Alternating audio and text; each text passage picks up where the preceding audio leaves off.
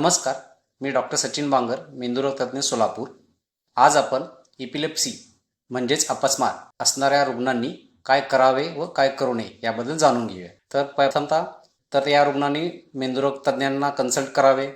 मेंदुरोग तज्ज्ञ त्यांना काही तपासण्या सांगतील, जसे की MRI, EEG ह्या तपासण्या करून घ्याव्यात. तपासण्याच्या रिपोर्टनुसार डॉक्टर काही औषधे देतील. ती औषधे वेळेवर न चुकवता घ्यावीत. योग्य झोप नियमित घ्यावी. वेळेवर जेवण करावे.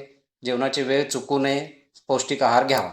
तर इपिलेप्सीच्या रुग्णांनी काय करू नये? सर्वात महत्त्वाचे, औषधे डॉक्टरांच्या सल्ल्याशिवाय बंद करू नयेत. दारू किंवा इतर व्यसन कुठलेही असेल ते बंद करावे.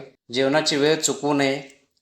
वाहन चालवू नये. कुठलेही धोकादायक मशीन चालवू नये. एकट्याने पोहू नये. आणि सर्वात महत्त्वाचे, ताण घेऊ नये. ह्या जर गोष्टी पाळल्या आपण इपिलेप्सी या आजारावर मात करू शकतो. धन्यवाद.